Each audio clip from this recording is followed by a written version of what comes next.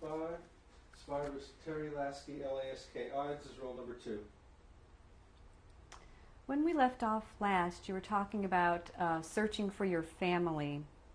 Yeah. How did you go about doing that? I just went to the embassies. I wrote letters. I didn't go. I sent letters about my about my family and all the details, and about especially my brother, that I knew that he was sent someplace. I really didn't know if he's alive or not. Other than your eldest brother, how did you confirm what happened with the rest of your family? I had no way to get back. I tried to. I sent letters to the Polish embassy in Warsaw after the war. I sent letters and I tried to contact when I was in Germany. Also, they in Poland, Warsaw. I had no answer at all. Nothing. I did receive an answer that they don't know anything about it. So as of now, I don't know if they are alive or dead, because I knew that they were in Warsaw Ghetto, I presume, where everybody went. Details, I have no details at all. Maybe somebody is alive, I don't know. But with my contact to embassies, to where I sent letters, if somebody would be alive, I think I would hear from them. Let's talk about, I asked you if you had witnessed anything, and I'd like to know if you witnessed anything either in Germany or in Russia that was like an atrocity of... Well, in Russia was after the war, because Russia had with Germany war. I was caught in the war. While I was in Bobruisk, I met my cousin. The war started that was in May 1941, between Russia and Germany. And the German came so quick to the city where I was in Bobruisk that the war started, and another day or two, the city was burning from 3 places, and I had to run. I had to run. The whole city, all the people left, just whatever they had on themselves. With nightgowns, with dresses, anything, they left the city without anything with them.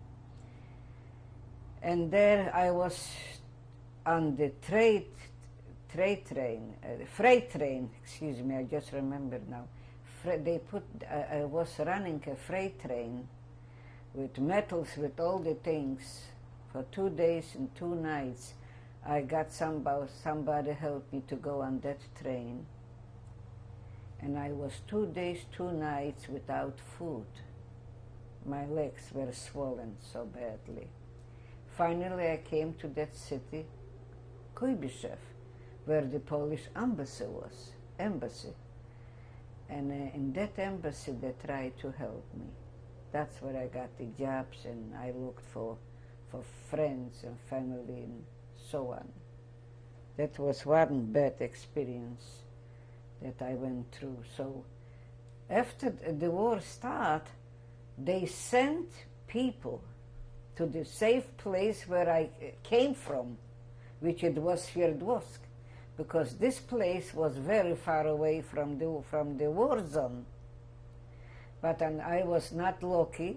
I just came in there to meet my cousin, and the war got caught up with me in this place. So I couldn't go back because I left already. That's where I start to, my problems start here and there. There also was a very unpleasant incident after the war was finished in Russia. Before the war, the Russians were very nice to Jews. I mean, it was against the law to call a Jew, or be discriminated against. But after the war, a lot of soldiers came crippled. There were hardly any Jews coming back from the war, most Russian. They were very bitter at the Jews that they didn't go to the war. They claimed that the Jews were hiding themselves behind in the stores and different jobs and offices, and they refused to go to the war. So they found a lot of them on the market speculating, like selling food, you know, for very big prices. And it started anti-Semitism very badly. I felt at that time, because they were crippled and they were very angry that very few Jews were in the army. That was my second very unpleasant incident in Russia.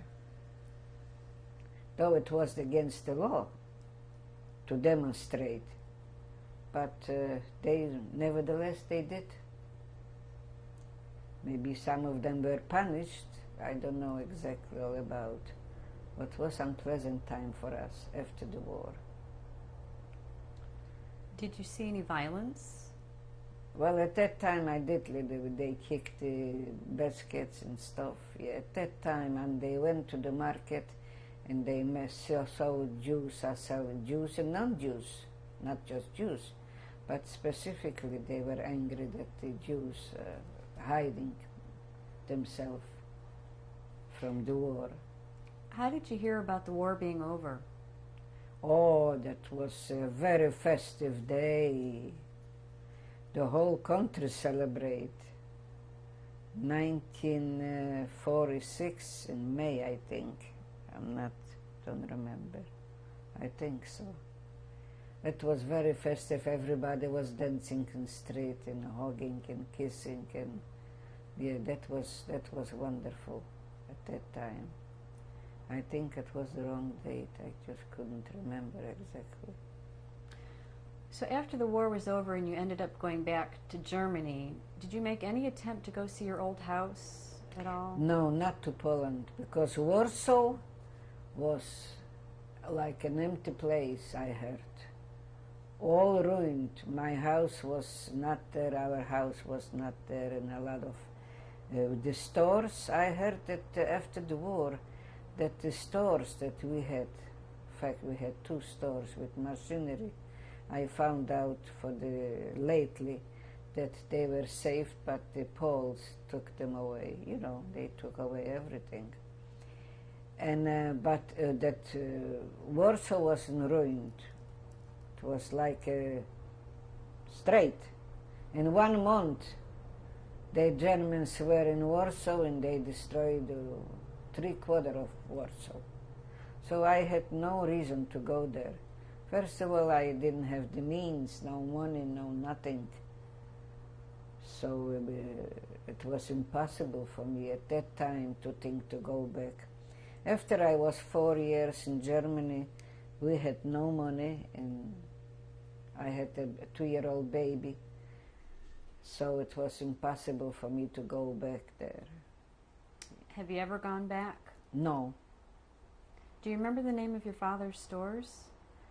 Yes, one was in Bagno 10. That was a big store, and that's not a store, it was a big place where all the stores were. The address was Bagno 10, and that we had on Twarda 40.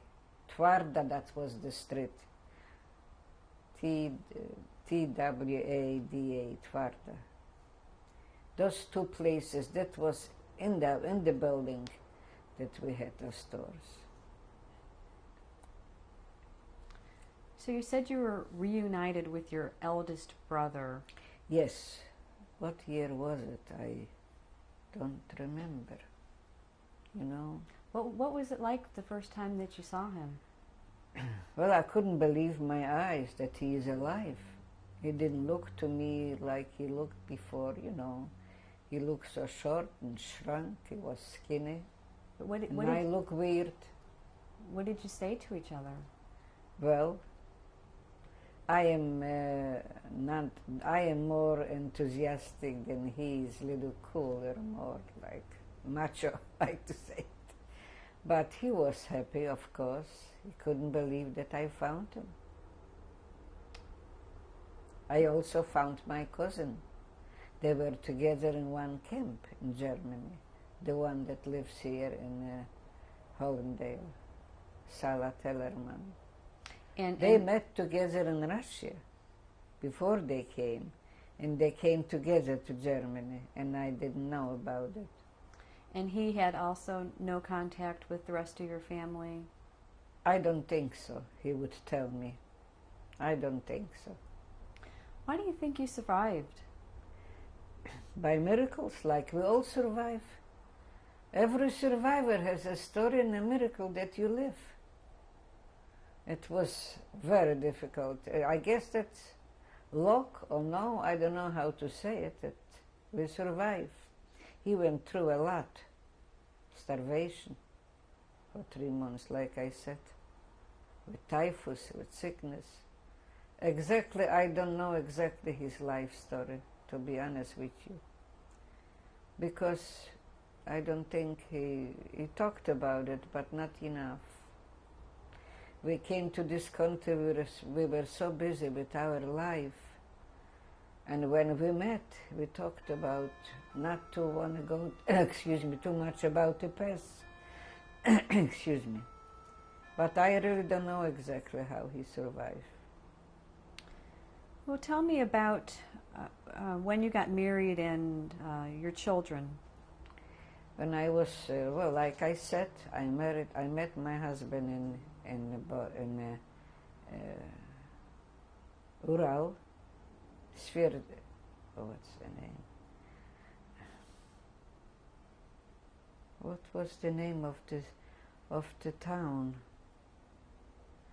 That was beginning of Ural, Izhevsk. He lived near, but in a small town near Izhevsk.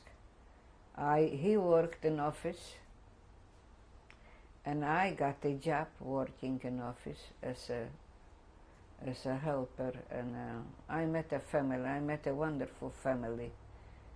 I didn't mention in Russia, and they really saved my life. What was their name? Their name is Olga and Ernest. Ernest is named. They were from Latvia. Olga Ernestovna, and gee, I don't know what's the matter. I have a good memory.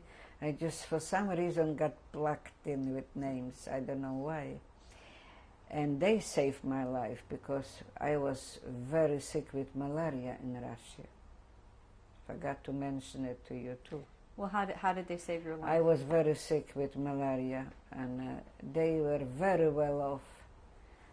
They were sent to Russia in that same place where I was, because in every capitalistic country, anybody who was rich, they were in Latvia, they sent to a place in Russia where they don't trust the people. They don't trust capitalists. So I met them in Totske Selo. That was, I remember, Totske Selo, small place. And she worked there as a main bookkeeper in a sewing factory. And she met me. She came to the hospital. She came there. I met her by accident because my profession is corsetary. She needed a corset. She was very heavy. I couldn't do any work at that time because I had no part, no nothing. But she found out about me that I can help her somehow.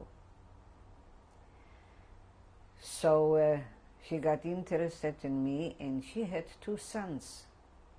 One son went to the army, was 19, and then she had a little retarded son. He was at that time 5 or 6 years old.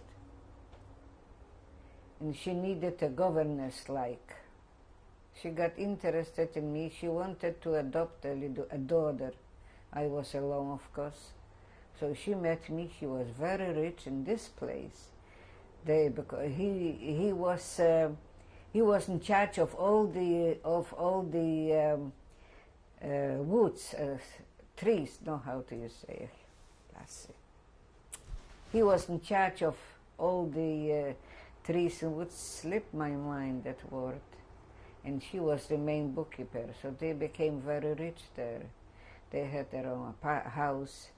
And the son went to the army and he was killed. He was 19 years old during the war. And she met me. She wanted somebody to help her with her son, to take care of him. So she hired me sort of as a governess. But I did everything there. She had a maid. She made her own meat and her own sandwich, her own salamis and all the shit, like everything. And she was the richest people they were in that little town. And I used to help him, as I knew already a little Russian, and I learned the language quick, because it's a little similar to Polish. Anyhow, I helped them to go from one grade to another. I took care of him. I helped them out as a governess. I helped out in the house with the maid. They grow their own fruits, their own vegetables. They had big gardens. And I helped them too in this place. She became like my second mother. She loved me very much because in general, she was not really a Jew lover, to be honest with you. But she didn't know that I'm Jewish at that time, and I never was hiding that I am not. She never asked me, because I worked so hard with that maid in the garden, and helped, and did till 12 o'clock at night. I did sewing. I fixed for her everything. So, I mean, I was busy, and top of it, I worked in her husband's office. In office to help a secretary, a bookkeeper helper. I gave out,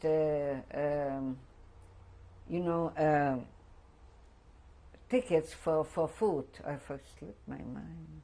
So did you had malaria and they helped you when you got sick? After I was in her house for some time, I went for Labor Day. Sundays you have to give them 3 days to work for the government. So I went in a pond and I developed, it was bacterial things, and I got the malaria. I took very sick. I was very, very sick for 3 months. But she saved my life. There was no medication to get at that time. But because she was so rich, rich there, she had connection. She got in touch with a nurse, with a doctor that works for a army hospital, and she got for me medication. I call this the trichnina. I got 15 injections, very big one, and those injections saved my life. And they were day and night near my bed. She and the little boy, and he worked across the street, and the maid. And that's the way I was saved. So all those 3 incidents, I didn't mention it to you that I'm saying now. So everything was save your life by accident. Did she ever find out that you were Jewish? Yes. And what happened then? That was the thing, that I started to go out. I got acquainted with that, with the organizations that the newcomers came, that the Polish people came, and that's where I met my husband there. And I went to this place, and I started to look. I had a dog, my own dog, Alpha. We all had dogs. You finished? I had the dog, and he used to take me to work. So I worked in the office, and I worked all day in her house as a governess, and as in the garden and everything. they had the opinion about the Jews that they are lazy, they are not hard workers in general. One of them speak about it and one didn't. But I never suspect that she didn't know who I am. Mm-hmm. She never asked me, and I never, because when she had company all the time, I sat down with them and I drank vodka and I ate and I danced and I was just like one of them. I tried to be one of them. I don't want to be an outsider. I always adopt myself quick to the situation.